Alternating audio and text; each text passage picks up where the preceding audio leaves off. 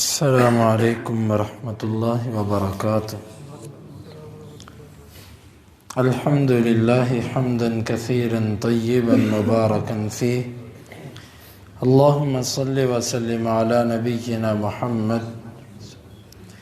باب ان یترک ورثتہ اغنیاء خیر من ان یتکفف الناس۔ یہ باب ہے کوئی شخص مرتے ہوئے اپنے وارثوں کو مالدار چھوڑ جائے، یہ بہتر ہے اس سے کہ اس کے ورثاء لوگوں کے آگے ہاتھ پھیلاتے پھریں۔ امام بخاری کہتے ہیں کہ ہمیں بیان کیا ابو نعیم نے، وہ کہتے ہیں ہمیں بیان کیا سفیان نے سعد بن ابراہیم سے، وہ عامر بن سعد سے، اور وہ سعد بن ابی وقاص رضی اللہ عنہ سے۔ وہ کہتے ہیں جاء النبی صلی اللہ علیہ وسلم یعودنی وانا بمکہ تھا، اللہ کے نبی صلی اللہ علیہ وسلم تشریف لائے، میری عیادت کر رہے تھے اور میں مکہ میں تھا۔ وہو یکرہ ان یموت بالارض التی ہاجر منہا، اور آپ اس بات کو ناپسند کرتے تھے کہ اس زمین پر موت آئے جس سے ہجرت کی ہے۔ وقال یرحم اللہ ابن افرا، آپ نے فرمایا اللہ افرا کے بیٹے پر رحم کرے۔ میں نے کہا ہے اللہ کے رسول صلی اللہ علیہ وسلم اوصی بمالی کلہ، میں اپنے سارے کے سارے مال کی وصیت کر دوں؟ قال لا، آپ نے فرمایا نہیں۔ قلت فالشطر، میں نے کہا پس آدھے کی کر دوں؟ قال لا، نہیں۔ قلت الثلث، تیسرے حصے کی وصیت کر دوں؟ قال فالثلث والثلث کثیر، پس تیسرے کی کر دو اور تیسرا بھی زیادہ ہے۔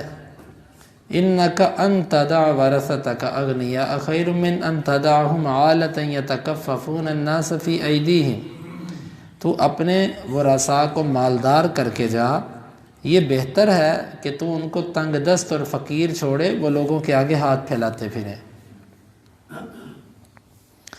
وَإِنَّكَ مَهْمَ أَنفَقْتَ مِن نَفَقَةٍ فَإِنَّهَا صَدَقَةٌ، بس جو بھی تو خرچ کرے گا وہ صدقہ ہے۔ حتی اللقمۃ ترفعها الى فی امرأتک، یہاں تک کہ ایک لقمہ ہے جس کو تو اپنی بیوی کے منہ میں ڈالتا ہے وہ بھی صدقہ ہے۔ وعسى اللہ ان یرفعک وینتفع بک ناس، ممکن ہے کہ اللہ تجھے، امید ہے کہ اللہ تجھے بلند کرے گا اور تجھ سے لوگ فائدہ اٹھائیں گے۔ ویضر بک آخرون، اور دوسرے لوگ تجھ سے ضرر پہنچائے جائیں گے۔ وَلَمْ يَكُنْ لَهُ يَوْمَئِذٍ إِلَّا ابْنَةٌ، اس وقت ان کی صرف ایک بیٹی تھی۔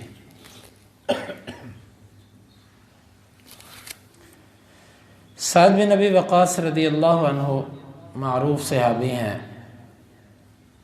یہ بیمار ہو گئے۔ یہ واقعہ غالباً فتح مکہ کا ہے یا حجۃ الوداع کا ہے۔ ایسے بیمار ہوئے کہ اللہ کے نبی صلی اللہ علیہ وسلم ان کی تیمارداری عیادت کے لیے گئے تو انہیں یہ تھا کہ اب میں فوت ہو جاؤں گا۔ آپ صلی اللہ علیہ وسلم اس بات کو ناپسند کرتے تھے کہ جس زمین سے ایک دفعہ اللہ کے نام پر ہجرت کر لی اس زمین پر موت نہ آئے۔ یہ تو اللہ کی مرضی ہے نا، کیونکہ شرعی مسئلہ یہ ہے کہ جس سرزمین کو آپ نے اللہ کے لیے چھوڑ دیا اس سرزمین میں پھر آپ نے واپس نہیں آنا۔ ہاں ایک آپ عارضی طور پر حالات کی خرابی کی وجہ سے کسی اور جگہ ہجرت کرتے ہیں، حالات ٹھیک ہونے کے بعد آپ ادھر واپس چلے جاتے ہیں، یہ ایک الگ صورت ہے۔ لیکن جب آپ نے یہ سوچ کے ہجرت کی کہ اللہ کے لیے میں اس جگہ کو چھوڑ رہا ہوں تو پھر اس جگہ پہ واپس نہیں آنا، کیونکہ جو چیز اللہ کے لیے چھوڑ دی اس پہ واپس نہیں آنا۔ تو آپ صلی اللہ علیہ وسلم نے مکہ اللہ کے لیے چھوڑا۔ سعد رضی اللہ عنہ جنتی صحابی ہیں اور یہ مہاجر صحابی تھے۔ آپ اس بات کو ناپسند کرتے تھے کہ اس سرزمین پہ مجھے موت آئے جس کو میں اللہ کے لیے چھوڑ چکا ہوں، یعنی مکے میں موت نہ آئے مجھے۔ نبی صلی اللہ علیہ وسلم ان کی عیادت کے لیے گئے، آپ نے ان کے لیے دعا کی اللہ افرا کے بیٹے کو شفا عطا فرمائے۔ تو کہتے ہیں کہ اس دوران میں نے اللہ کے نبی صلی اللہ علیہ وسلم سے پوچھا کہ میں اپنے مال، میری ایک تو بیٹی ہے تو میں سارا مال اللہ کے راستے میں نہ دے دوں؟ آپ نے فرمایا نہیں۔ پھر میں نے کہا آدھا؟ آپ نے فرمایا نہیں۔ میں نے کہا اپنے ٹوٹل مال کا تیسرا حصہ؟ آپ نے فرمایا تیسرا دے دے، لیکن تیسرا بھی زیادہ ہے۔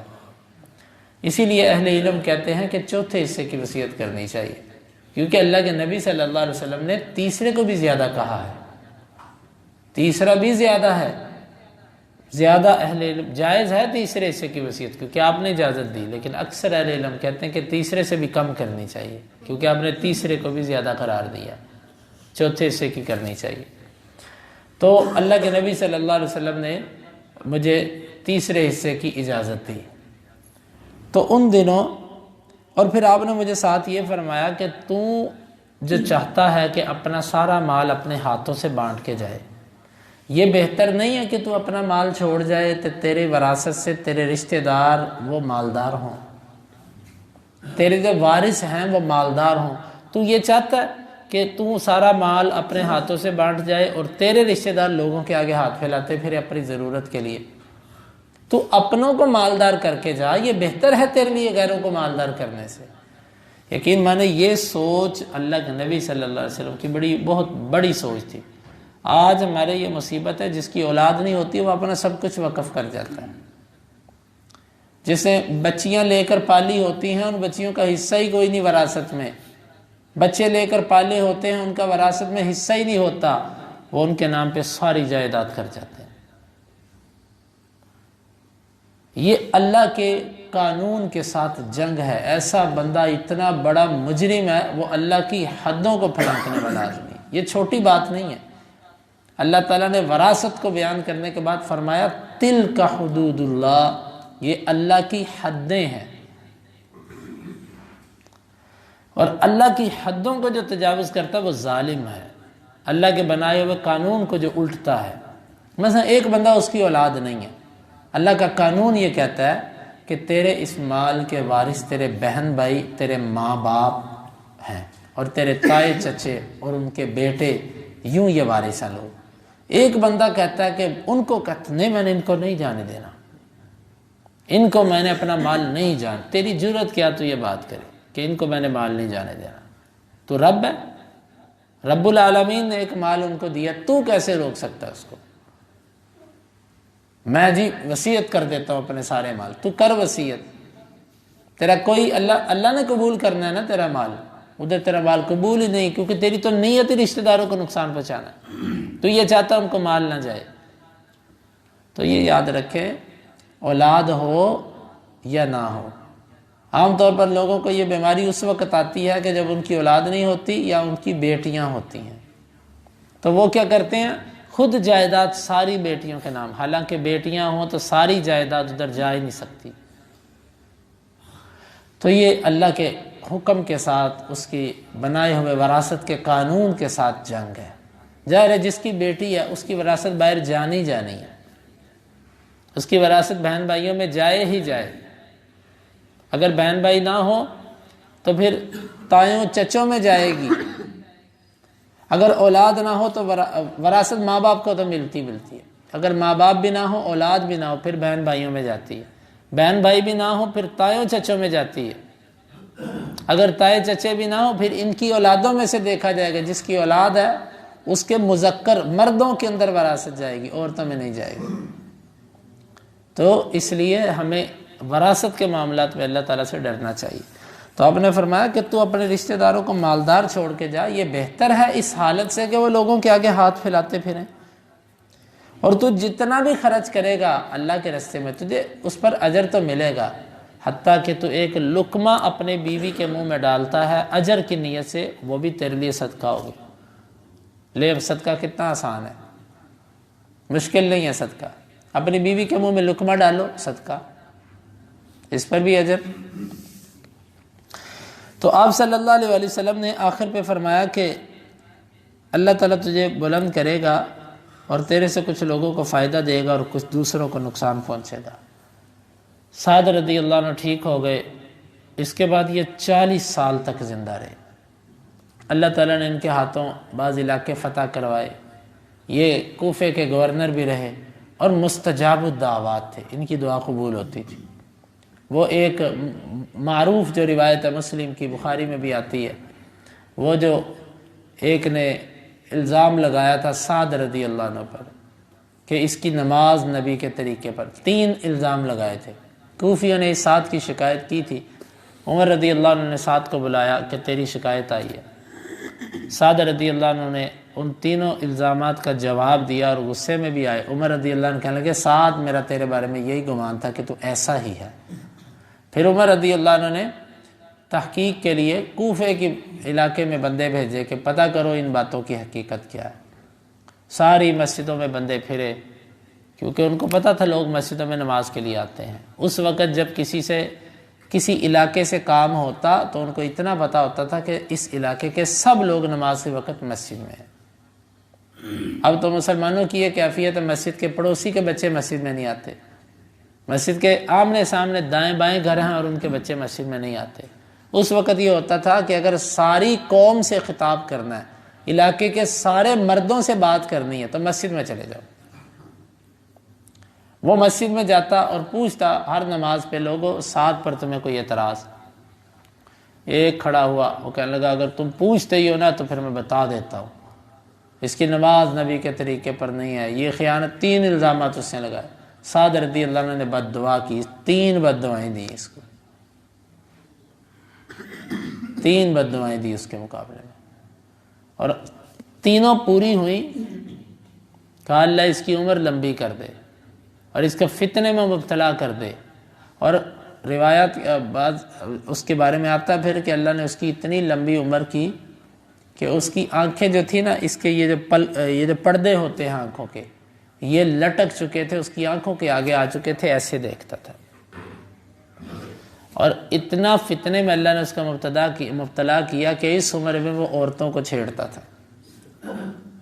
یہ بہت ذلت ہوتی ہے کہ ایک انسان، ویسے تو یہ حرکت ایسی ہے کہ یہ کسی نوجوان سے سرزد ہو تو یہ گھٹیا اور کمین اور ذلیلوں والی حرکت ہے، لیکن ایک بوڑھا آدمی جو چلنے سے مجبور، آنکھوں سے اس کو دکھائی نہیں دیتا، صحابی کی بد دعا اس کو، اور لوگ کہتے تھے اس کو سعد کی بد دعا لگی، اور وہ خود بھی بدبخت کہتا تھا مجھے سعد کی بد دعا لگی۔ بہرحال یہ سعد رضی اللہ عنہ مستجاب الدعوات تھے، کوفے کے گورنر بھی رہے۔ کوفیوں کی شکایت پر عمر رضی اللہ عنہ نے ان کو معزول کیا، تو 40 سال تک اللہ کے نبی صلی اللہ علیہ وسلم کی اس بات کے بعد یہ زندہ رہے، اور ان کے اس کے بعد تقریباً 12 بیٹیاں اور 4 بیٹے ہوئے۔ اس وقت ان کی صرف ایک بیٹی تھی۔ بہرحال یہ خلاصتاً یہ بات یوں نکلی کہ وصیت جو ہے یہ تیسرے حصے سے زیادہ نہیں ہونی چاہیے، اور تیسرا بھی زیادہ حصے کم ہونا چاہیے، اور اس کے ساتھ ساتھ اپنے یہ سوچ نہیں ہونی چاہیے کہ میں مال وقف کر دوں تاکہ میرے کسی رشتہ دار، آپ کا بھائی سکا آپ سے بولے یا نہ بولے، آپ سے اس کی لڑائی ہی کیوں نہ ہو، اگر آپ کی اولاد نہیں ہے، آپ کے ماں باپ نہیں ہیں، آپ کا وہ بھائی آپ کا وارث ہے، چاہے آپ کی اس سے دشمنی ہے۔ ہاں اگر وہ کافر ہے تو پھر وارث ہی بن سکتا، جب تک وہ مسلمان ہے وہ وارث ہے، آپ کی چاہے اس سے جتنی مرضی دشمنی ہو، ساری زندگی بول چال نہ ہو آپ کا اس سے، آپ کی بہن ہے سکی، نہیں آپ کا اس سے بول چال، آپ کی اولاد نہیں ہے، آپ کے ماں باپ نہیں ہیں، آپ کلالہ ہیں، تو اس صورت میں وہ آپ کی وارث ہے، ہم اس کا محروم نہیں کر سکتے۔ اللہ رب العالمین سے دعا ہے اللہ تعالیٰ ان مسائل کو سمجھنے کی اور عمل کی توفیق عطا فرمائے۔ اللہم انفعنا بما علمتنا وعلمنا ما ينفعنا وزدنا علما وآخر دعوانا ان الحمد للہ رب العالمین۔ حدیث نمبر 2742۔